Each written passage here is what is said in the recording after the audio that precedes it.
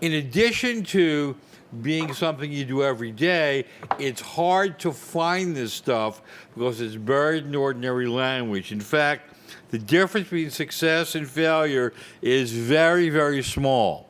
I like to use a baseball analogy. If you're a 280 hitter in baseball and you get one extra hit every 9 games, you become a 310 hitter in baseball, and that's worth 2 things to you. 1, a place in the Hall of Fame, and 2, $10 million more a year. And so you can't find these tools. They're mostly invisible unless you already know them. And let me give you a couple of examples, one from another company, one from Google, to show you what I mean. I had a student, a former student, works at Exxon, flew up to Philadelphia a couple of weeks ago on a Southwest Airlines plane. Plane was 4 hours late.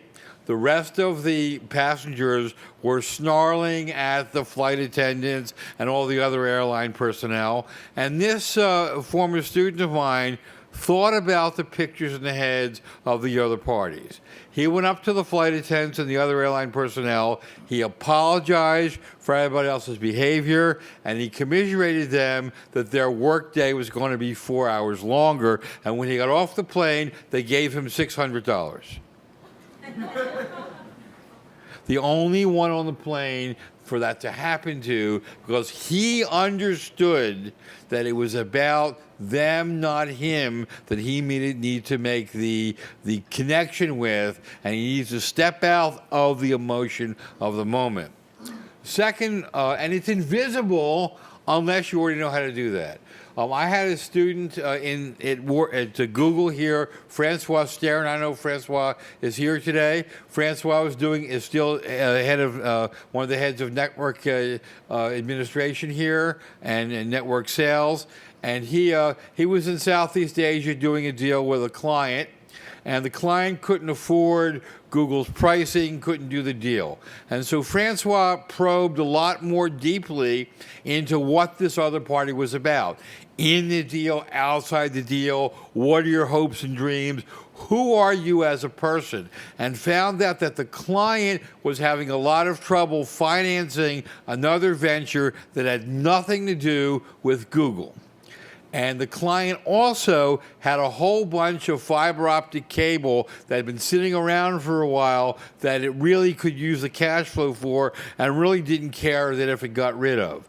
And so Francois went to the senior management of Google and got a loan for this company at favorable rates to finance its other venture, and in return got a 96% discount on the fiber optic cable, saving Google $500 million.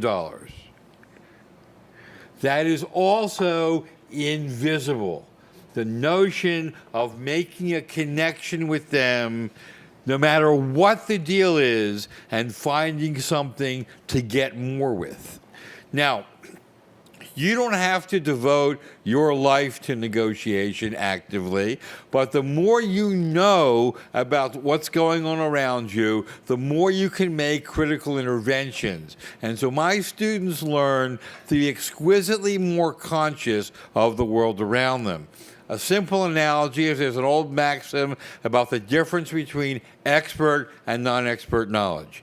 And non-expert looks at a field and sees flat land. An expert looks at the same field and begins to see little peaks and valleys, little bits of relief. It takes no more time or energy for the expert to collect the greater amount of information from that landscape than the non-expert, but the expert can make much better use of that information to pursue opportunities or minimize risks. So what we're talking about is getting you to be much more conscious about the topography of your life and what's around you, because let's face it, you cannot avoid negotiations. They hit you in the face. Whether you like it or not, you can do them well or badly.